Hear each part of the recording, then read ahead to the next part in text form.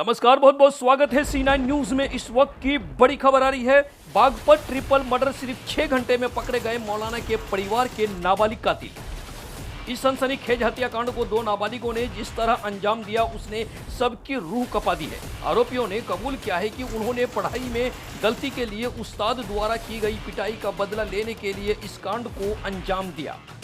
तो मैं आपको बता दूं, उत्तर प्रदेश के बागपत के गांगनौली गांव की मस्जिद में अपने उस्ताद की पत्नी और दो बेटियों को मौत के घाट उतारने वाले दो नाबालिगों तक पुलिस वारदात के सामने आने के महज 6 घंटों में पहुंच गई। लोगों को अंदर तक हिला देने वाले बागपत के इस ट्रिपल मर्डर केस के बेहद कम समय में खुलासे के लिए पुलिस की तारीफ हो रही है। वहीं इस सनसनीखेज हत्याकांड को दो नाबालिगों ने जिस तरह अंजाम दिया उसने सबकी रूह कपा दी है। दोनों ने छात्रों ने कबूल किया है कि उन्होंने पढ़ाई में गलती के लिए उस्ताद द्वारा की गई पिटाई का बदला लेने के लिए इस कांड को अंजाम दिया।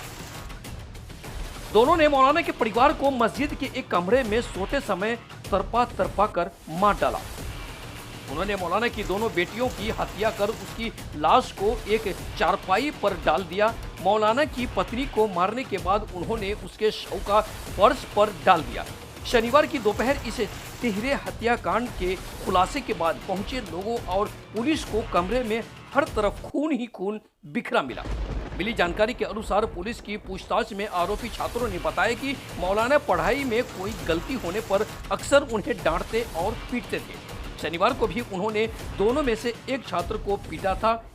इसके बाद वह अफगानिस्तान के विदेश मंत्री के कार्यक्रम में शामिल होने के लिए देवबंद चले गए थे। मौलाना के देवबंद जाते ही नाबालिग ने अपने दोस्त को यहां बुला लिया। फिर दोनों ने मिलकर मस्जिद के ऊपरी हिस्से के एक कमरे में सो रहे मौलाना के परिवार को खत्म करने की प्लानिंग कर ली। थाना दोगट अंतर्गत ग्राम गांगनौली में सूचना मिली कि एक मस्जिद जिसके ऊपर एक कमरे पर मस्जिद के मुफ्ती साहब अपने पत्नी और दो बच्चों के साथ रहते थे और मुफ्ती कहीं किसी काम से बाहर गए हुए थे, तो वहां पर उनकी पत्नी और दोनों बच्चों का शव मिला। इस घटना पर तत्काल थाना police, CO broth, additional SP मेरे और स्वयं डीआईजी महोदय के द्वारा भी घटनास्थल का निरीक्षण किया गया और तत्काल घटना के सफल अनावरण के लिए 7 टीमें लगा दी गई।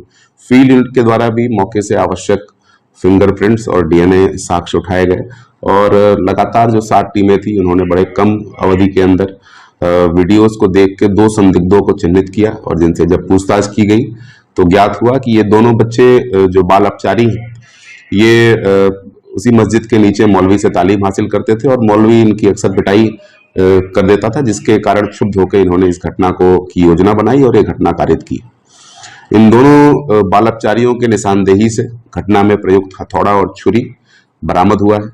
जानकारी में ये आया कि कल यानी दिनांक 10 अक्टूबर को इनमें से एक बाल अपचारी के साथ मुफ्ती ने पिटाई की थी और जिसके कारण उसने अपने दूसरे साथी को साथ लेकर ये पूरी योजना बनाई और आज जब मुफ्ती किसी काम से बाहर गए हुए थे और उनका परिवार अपने कमरे में सो रहा था दोपहर 1 बजे के आसपास, तब इन्होंने इस घटना को अंजाम दिया और अंजाम देने के बाद वहां से वो फरार हो गए। बड़े ही कम अवधि में पूरी बागपत पुलिस की टीम, एसओजी सर्विलांस और तमाम 6 थानों की टीम ने इस पूरी घटना को वर्कआउट किया है और